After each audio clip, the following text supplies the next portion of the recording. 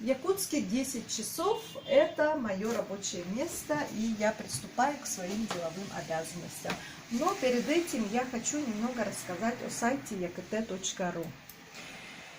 Потому что чаще всего посты о работе фотоклуба я публикую именно здесь. И сейчас вы видите этот сайт, который посещают почти все жители Якутска и республики.